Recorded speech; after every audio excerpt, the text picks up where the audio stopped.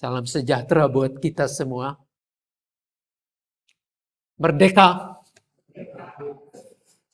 Biasanya Pak Yakub semangat merdeka. Saudara-saudara, 81 tahun.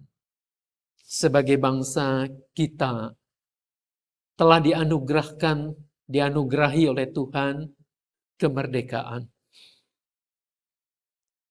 Dalam teks proklamasi kemerdekaan kita mengakui bahwa sebagai bangsa ini bukan hanya perjuangan sendiri, tetapi karena berkat rahmat Tuhan, Tuhan memberikan kepada kita negeri ini. Saudara-saudara, harus kita akui juga, dalam perayaan kemerdekaan hari ini atau besok, kita dalam suasana, kalau saya mengatakan menangis. Kita menangis bersama-sama dengan saudara-saudara kita di NTT yang kemarin diguncang gempa yang dahsyat. Skala 7,7. Luar biasa. Kita menangis oleh karena di Aceh bendera Indonesia diturunkan, lambang negara Garuda Pancasila diinjak-injak. Kita menangis ketika saudara-saudara kita di Papua juga menuntut hal yang sama, merdeka. Kita menangis ketika di Kalimantan saudara-saudara kita juga ingin mengibarkan bendera Dayak. Ada apa dengan negeri ini? Negeri yang Tuhan berikan sungguh sangat kaya. Negeri yang makmur ini.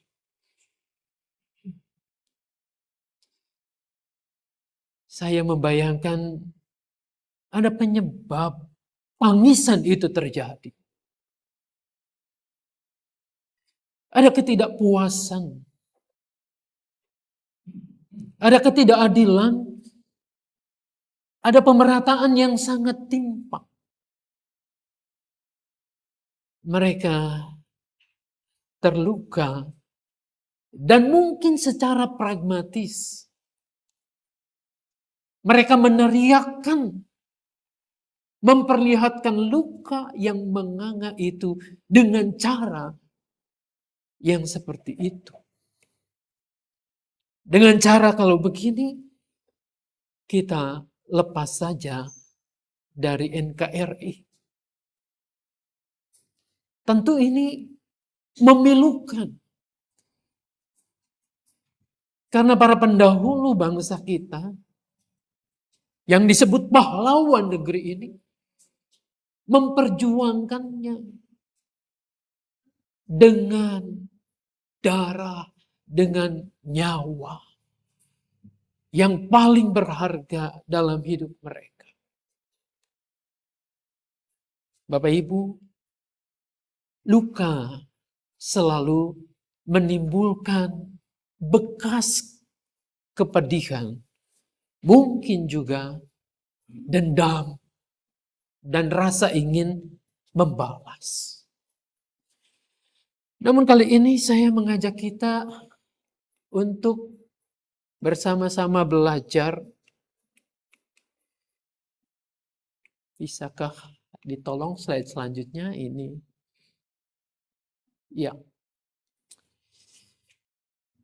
Dari seorang tokoh yang bernama Nelson Mandela. Kalau ada yang belajar kisahnya, kita akan segera memahami Tapi kalau belum ya sedikit saya ingin mengulasnya. Pada tahun 1994, cukup lama, setelah dipenjara 27 tahun,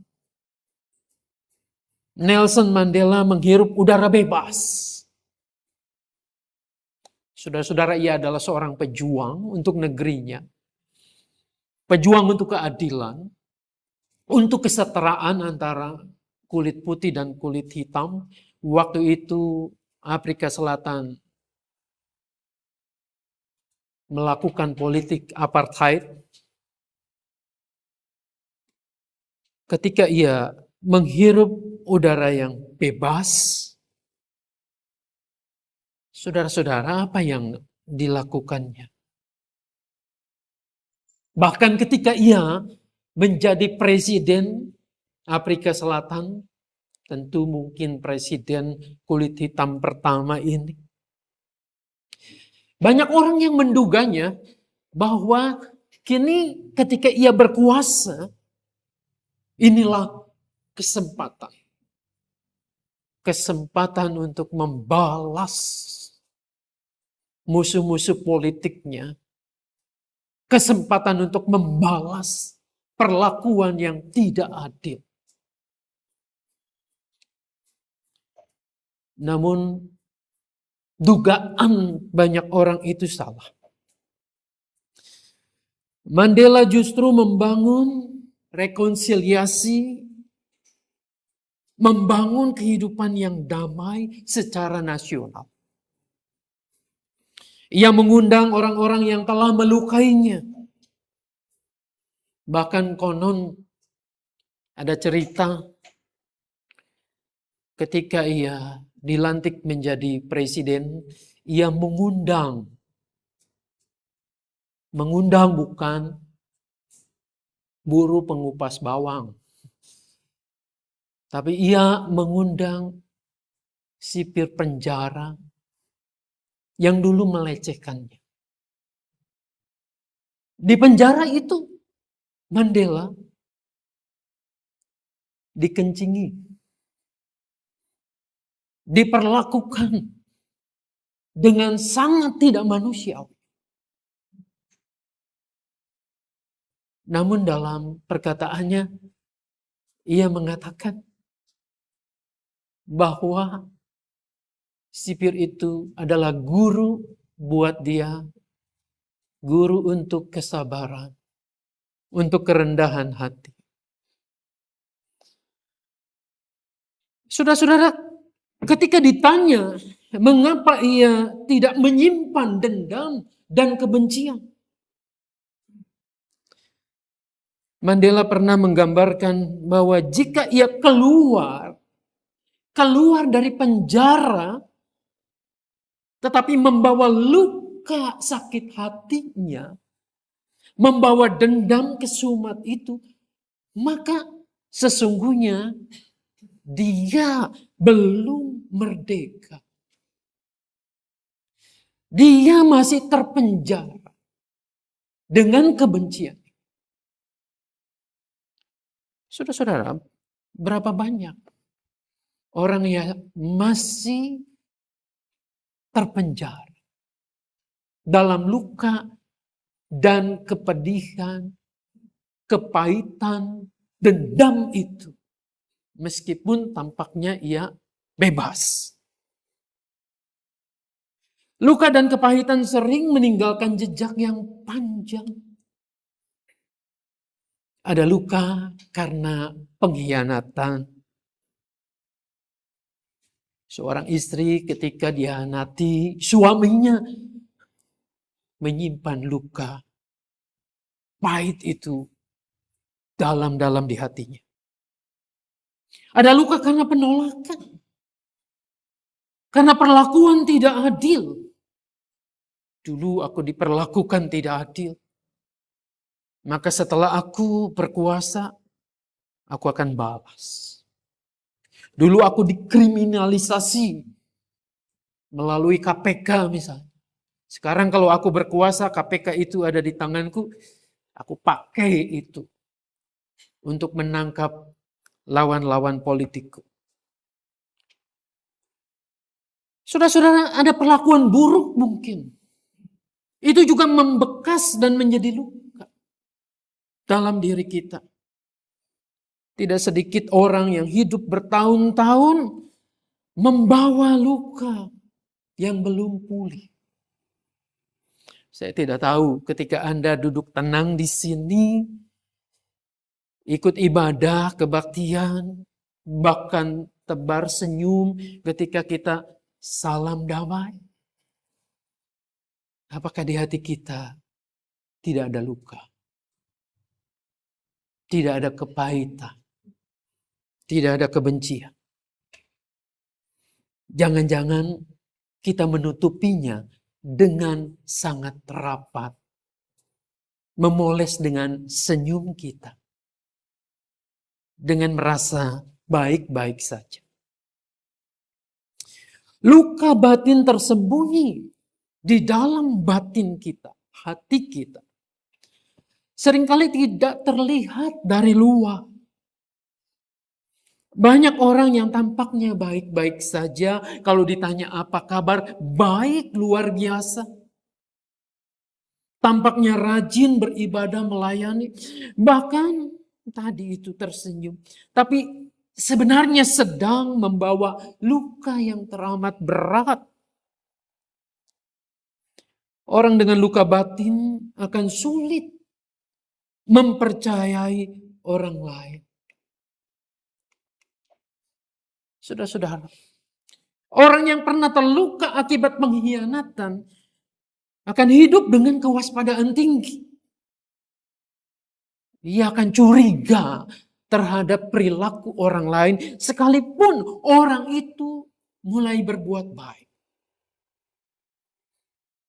Kita akan bertanya dalam hati, ada apa kok dia tiba-tiba berbuat baik? Mungkin ada sesuatu yang ia gunakan kebaikan itu untuk melakukan, melukai lebih dalam lagi. Curiga. Dan bahkan dalam benaknya ia akan mengatakan tidak ada orang yang baik. Semua orang jahat.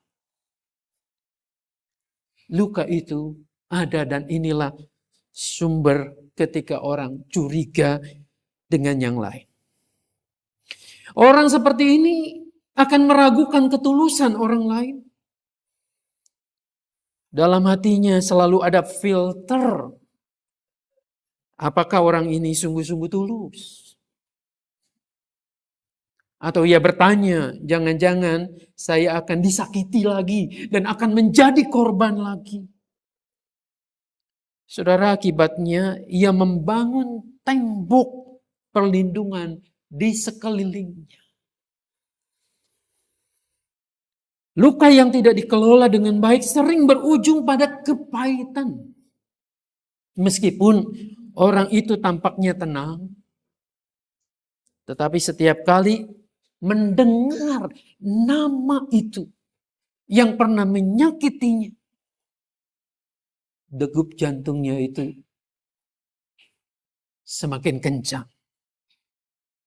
Napasnya tidak teratur. Dan dia gelisah. Baru mendengar nama itu.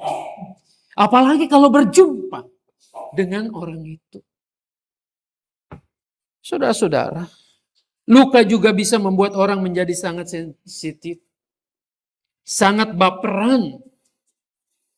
Perkataan sederhana yang sebenarnya tidak bermaksud untuk melukainya, bisa terasa ini adalah serangan buat apa.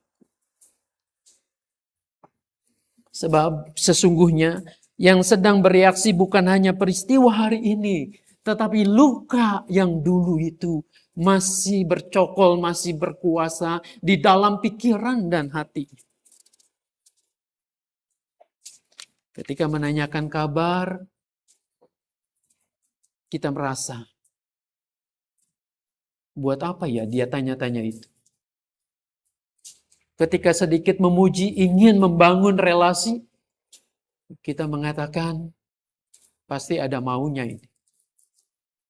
Inilah luka yang tampak dari luar. Luka jika tidak dikelola, jelas akan merenggut seseorang dari sukacita. Tidak mungkin ia bersukacita dengan sepenuhnya. Sebagian orang mungkin tidak marah terhadap orang lain, tetapi menyalahkan diri sendiri. Mereka terus dihantui oleh pikiran, kalau saja saya dulu tidak mengambil keputusan seperti itu. Kalau dulu saya tidak berkenalan dengan orang ini. Kalau dulu saya tidak mau dibujuk, maka ini tidak terjadi. Saudara-saudara, orang yang terluka cenderung menjadi tahanan masa lalu. Yang paling berbahaya, luka itu dapat menutup orang dari kasih. Karena pernah terluka, seseorang tidak lagi berani menerima kasih yang tulus. Ia takut berharap, takut dekat dengan orang, takut dikecewakan. Aku sih sudah mengampuni dia, sudah memaafkan. Tapi janganlah aku ketemu lagi dengan dia. Nanti bisa terulang. Itu yang sering diungkapkan. Seolah-olah bahwa saya ini sudah beres. Tapi luka itu sebenarnya masih terpelihara. Saudara yang dikasihi dan mengasihi Tuhan. Orang yang terluka seumpama rumah yang jendelanya tertutup sangat rapat. Dari luar rumah itu tampak kokoh. Catnya masih bagus. Atapnya masih kuat. Tetapi di dalamnya gelap, pengap dan sepi. Tidak ada cahaya yang masuk. Karena ia takut membuka jendela.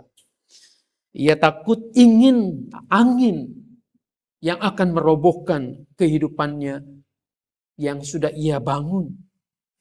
Banyak orang hidup dengan luka seperti itu. Namun saudara yang dikasihi Tuhan, firman Tuhan hari ini dalam rangkaian yang tadi kita baca memberikan kabar baik. Allah tidak mendobrak pintu hati yang terluka itu. Ia datang dengan cinta kasih.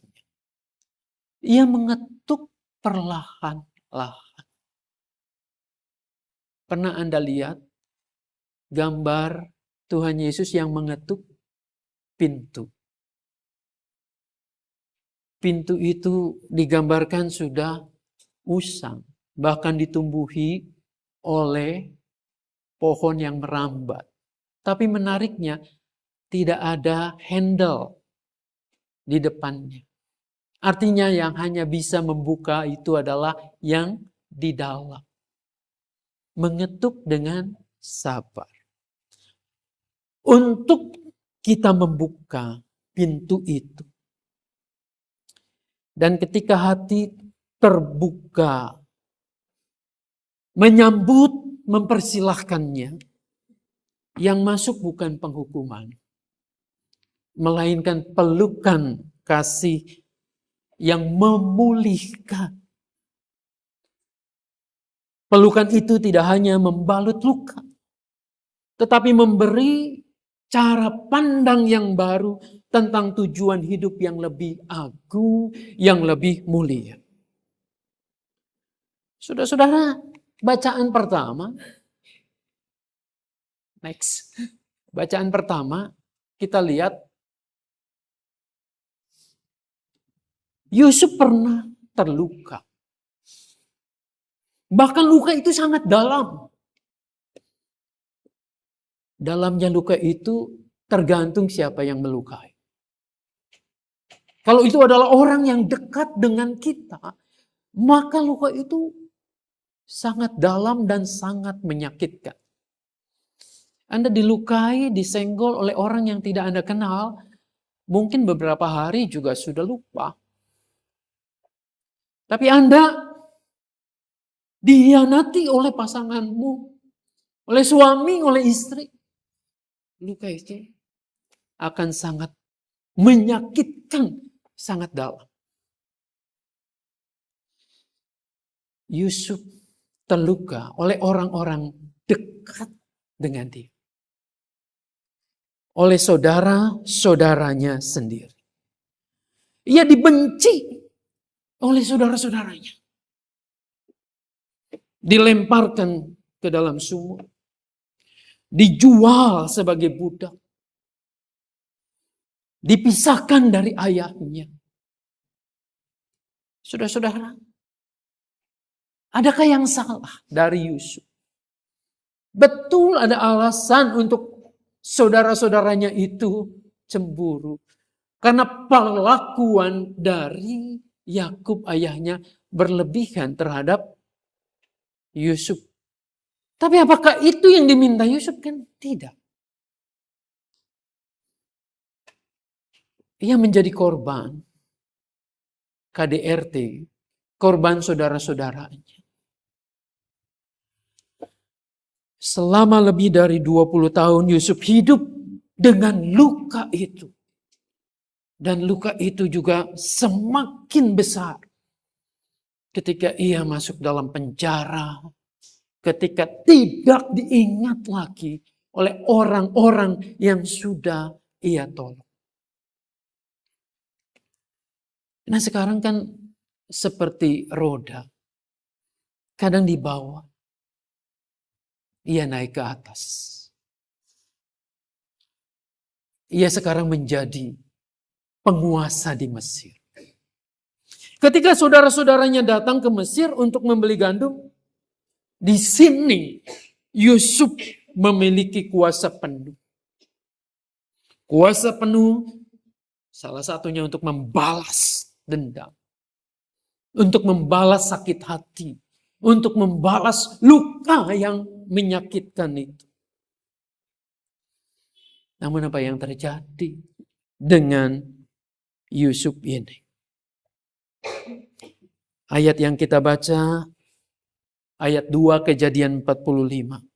Menangislah Yusuf dengan suara yang keras. Saudara-saudara, tangisan Yusuf ini bisa ditafsirkan dalam banyak perspektif, cara pandang. Tangisan Yusuf menunjukkan bahwa luka itu belum hilang. Luka itu masih ada. Ia tidak pura-pura kuat. Saudara, ada orang yang pura-pura kuat untuk menutupi luka, tapi Yusuf tidak. Ia menangis keras. Alkitab tidak mengatakan bahwa orang yang beriman itu adalah orang yang kebal terhadap luka. Tidak. Yusuf tetap terluka. Namun ia tidak membiarkan luka itu menguasai dirinya. Yusuf tidak menyangkal bahwa saudara-saudaranya itu sangat keji. Saudara-saudaranya itu biadab. Perlakuan buruk terhadap dirinya. Dia masih ingat itu. Ia tidak berkata bahwa apa yang mereka lakukan itu benar. Tidak. Namun Yusuf berhasil melihat dari sudut cara pandang Allah. Rancangan Allah itu lebih besar daripada luka yang ada di dalam dirinya, dalam hatinya. Sudut pandang manusia melihat sangat jelas bahwa saudara-saudara Yusuf itu jahat, biadab.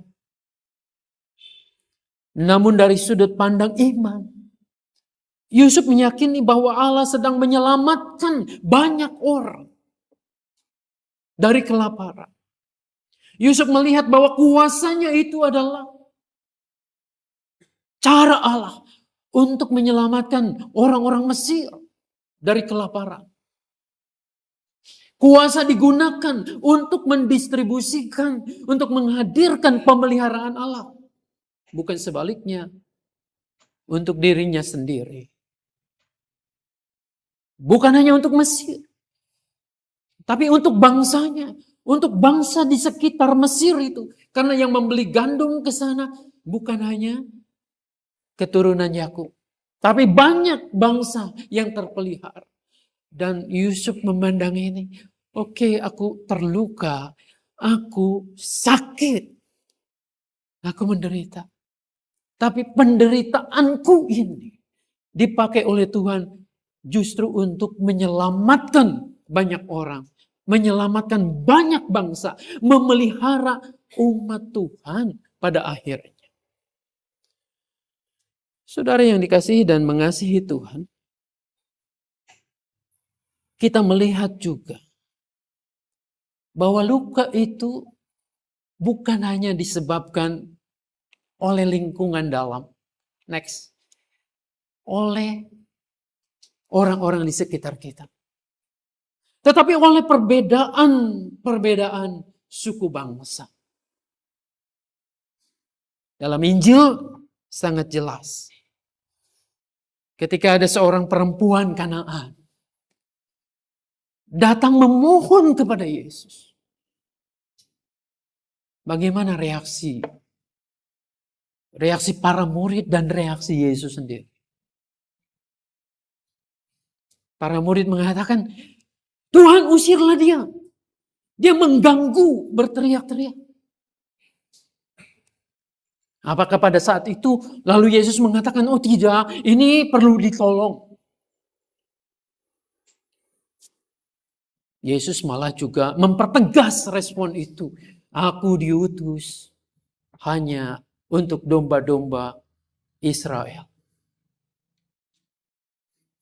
Tidak patut mengambil roti yang disediakan bagi anak-anak, lalu dilemparkannya kepada anjing. Bagaimana kalau Anda jadi ibu Kanaan ini? Anaknya sakit. Butuh segera ditolong. Tapi orang-orang di sekitar Yesus itu malah merasa terganggu, malah membentengi untuk tidak ketemu dan suruh mengusirnya. Tidak hanya itu, bahkan Yesus mengatakan tidak patut memberikan roti, melemparkannya kepada anjing. Banyak penafsir mengatakan, oh anjing ini bukan anjing yang di jalanan, tapi anjing ini anjing yang dipelihara, dimanja. Iya, betul. Betapapun mulia anjing itu dipelihara di dalam rumah, tapi kalau disebutkan tidak patut memberikannya kepada anjing, padahal Anda sedang dalam keadaan kritis, anakmu sakit. Pasti luka itu semakin dalam. Saudara-saudara belajar dari perempuan ini, ketimbang ia merawat atau memelihara luka itu, ia tidak mau dikuasai luka ini. Ia sangat yakin Yesus ini bukan seperti itu. Lalu ia mengatakan, tapi anak-anak itu juga menjatuhkan remah-remah dan anjing itu makan dari remah-remah yang dijatuhkan. Saudara-saudara, ini iman yang luar biasa. Iman yang tidak mudah tersinggung. Mungkin ia banyak terluka, disisihkan sebagai seorang perempuan, sebagai bangsa asing. Namun ia bertahan di situ dan akhirnya ia mendapatkan pelukan Tuhan. Berupa anaknya itu sembuh. Apakah kita juga memiliki iman yang seperti ini? Saudara yang dikasihi dan mengasihi Tuhan, bacaan yang kedua juga tadi memperlihatkan. Di Roma itu ada banyak orang yang menjadi percaya. Ada yang tadinya Yahudi, lalu ada yang bukan Yahudi. Orang Yahudi ini mengatakan bahwa akulah yang paling istimewa karena aku adalah umat pilih. Lalu kemudian ada bangsa-bangsa lain. Tapi justru di situ Paulus mengatakan segala bangsa Tuhan mencintai. Tuhan tidak menyesal mengingkari bahwa ada umat Israel yang dulu terpanggil. Tapi oleh karena ketidaktaatannya, maka dipakailah juga bangsa lain untuk memberikan cinta kasih itu. Jadi sebenarnya disinilah yang harusnya dipahami oleh umat Tuhan. Tuhan tidak pernah membedakan kelompok mana yang terbaik. Jika Yusuf menunjukkan pelukan pengampunan kepada saudara-saudaranya, Yesus menunjukkan pelukan kasih kepada seorang perempuan yang selama hidupnya mungkin lebih sering mengalami penolakan daripada penerimaan. Saudara yang dikasihi dan mengasihi Tuhan, baik Yusuf, perempuan Kanaan, lalu Nelson Mandela mengajarkan satu hal yang sama. Bahwa ketika luka diserahkan kepada Tuhan, luka itu tidak menjadi tembok pemisah. Tetapi dapat menjadi jalan menuju pelukan kasih yang memulihkan. Luka dapat menjadi jalan, menjadi berkat bagi orang-orang yang pada hari ini terluka, yang pada hari ini kecewa, mengalami kepahitan. Bapak Ibu sekalian, jika pada hari ini Anda sedang terluka, bisa jadi Anda sedang memainkan peran yang sangat penting dalam rancangan agung Allah. Percayalah bahwa luka itu tidak mematikan Anda, tetapi menjadi kesempatan untuk Anda dipeluknya. Dan pada saatnya Anda juga akan bisa memeluk orang lain, bahkan yang telah melukai Anda. Disitulah karya Tuhan yang menembus batas itu akan terjadi. Jika hari ini bangsa kita banyak yang terluka, banyak yang menangis, Anda dan saya yang sudah dipulihkan oleh Tuhan menjadi alat di tangannya. Bukan untuk mengutuki, tetapi untuk membawa damai, untuk membawa terang, untuk memulihkan luka bangsa ini. Tuhan Yesus memberkati kita. Amin.